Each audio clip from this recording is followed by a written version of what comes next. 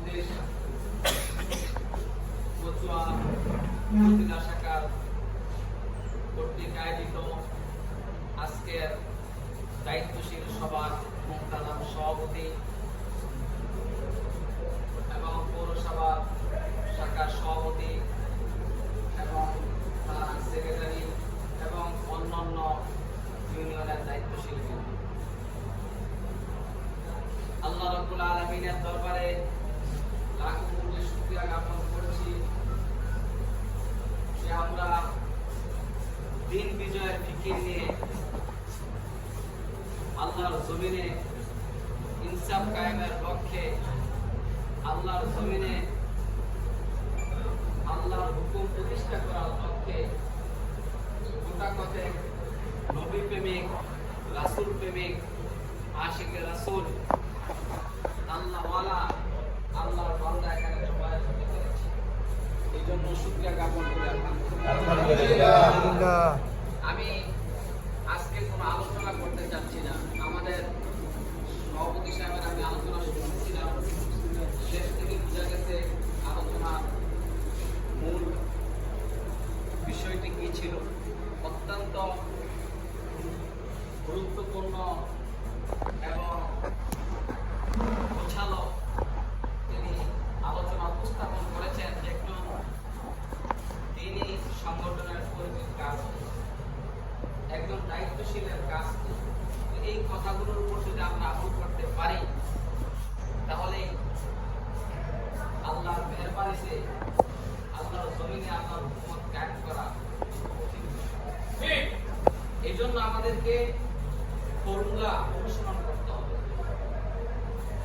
আমাদের আলোচনা শোনার মধ্যেই সীমাবদ্ধ রাখলে হবে না, বরং সে আলোচনা অনুযায়ী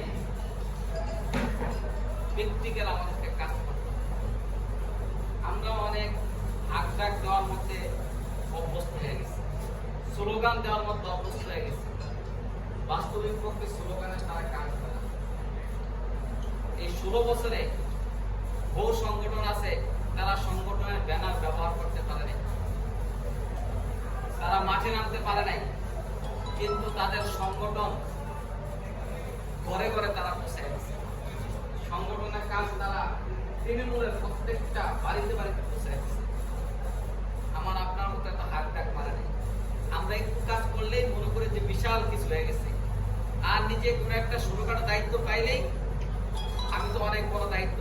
এখন থানা দায়িত্বশীলদের, কেন্দ্রীয় দায়িত্বশীলদের বিরুদ্ধে খালি অভিযোগ, এতরাজাত, এই সমস্যা ওই সমস্যা, এটা করতেছে না কেন, ওটা করতেছে না, এতরাজের কোনো ভাব নেই। কাজের মধ্যে 1 নম্বর শর্ত হচ্ছে সাংগঠনিক ভাবে ইতাআত। 1 নম্বর শর্ত হচ্ছে কি ইতাআত। ইতাআত ব্যতীত লা ইমারাতা ইল্লা বিল ইতাআত। ইমারত, নেতৃত্ব কখনো টিকবে না আনুগত্যশীলতা থেকে। এই জন্য সংগঠন শক্তিশালী করার জন্য 1 নম্বর শর্ত হচ্ছে সংগঠনের তৃণমূল পর্যায়ের সকল নেতৃবৃন্দের দায়িত্ব হচ্ছে কেন্দ্রীয় দায়িত্বশীলদের আনুগত্য স্বীকার করা। এর অর্থ এটা নয় যে যুক্তিক সমালোচনা করা যাবে না। যে বিষয়গুলো যুক্তিসঙ্গত বিষয় সেগুলি আমাদের সাংগঠনিক কোরআন অনুযায়ী ইহতিসাব রয়েছে। কি রয়েছে? ইহতিসাব। সেটা সম্মিলিতভাবে সবার সামনে উপস্থাপন করতে হবে যে আমার আজকের মিটিংয়ে এই বিষয়টা অপছন্দনীয় মনে হয়েছে, উমুক দায়িত্বশীলের মধ্যে এই কমতি আছে। এটা সরাসরি আমরা প্রকাশ্যে আমাদের সংগঠনের একটা এজেন্ডা আছে ইহতিসাব, সেই ইহতিসাবের মাধ্যমে আমরা সংশোধন করব, তাহলে সংগঠন আগে বাড়বে। কিন্তু আমরা যখন নিজেদের মধ্যে ইহতিসাব না করে পিছনে পিছনে সমালোচনা করি, দায়িত্বশীলদের বিরুদ্ধে গ্রুপিং করি, তাহলে সংগঠন আগে বাড়বে না।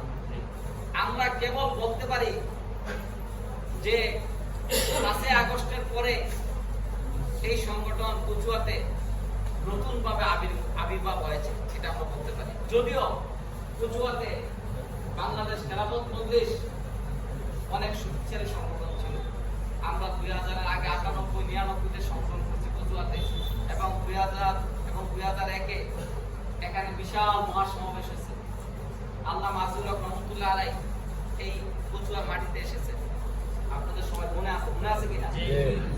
লোকে লোকারণ্য, মানুষ দাঁড়ানোর জায়গা পায় নাই। এটা হচ্ছে আল্লাহ মাহফুজুর রহমাতুল্লাহর সংগঠন। আমরা আবেগে সন্তুষ্ট না, আমরা সাংগঠনিক কাজের মাধ্যমে নিজেকে প্রতিষ্ঠিত করতে চাই। এই জন্য আমি আজকের মিটিং এ আমাদের সভাপতি সাহেব তো বলছেনই, আমি একটু অন্য ধারায় আজকে আমি শুধুমাত্র প্রথমে আমি সকলের কাছ থেকে আমি কারগুজারি শুনব। কারণ আমরা শোডাউন দিলে আগামীকাল যদি আমরা চাই কুচুয়া পাইলট স্কুল মাঠে একটা বড় মহাসমাবেশ করব, আল্লাহ মাহফুজুল হক সাহেব রহমতুল্লাহ আলাইহির সন্তান শাইখুল হাদিস মাওলানা মামুনুল হক সাহেব সেখানে আসবেন, তাহলে লোক জায়গা দিতে পারবে। এটা তো শোডাউন হইল, শোডাউন একদিনে, সংগঠন আরেকদিনে। শোডাউন দিবেন, তারপরের দিন থেকে আর পূজা পাওয়া যাবে না। কিন্তু নিয়মতান্ত্রিক ভাবে আমাদের সাংগঠনিক কাজ বেগবান করতে হবে, আগে নিতে হবে। এই জন্য আমি প্রথমে কারগুজারি দিতে চাচ্ছি, একটু মেহরবানি করে কাগজ দেন, যে আমাদের কাজ বর্তমানে কি অবস্থায় আছে। আমি রমজান শাইখুল হাদিস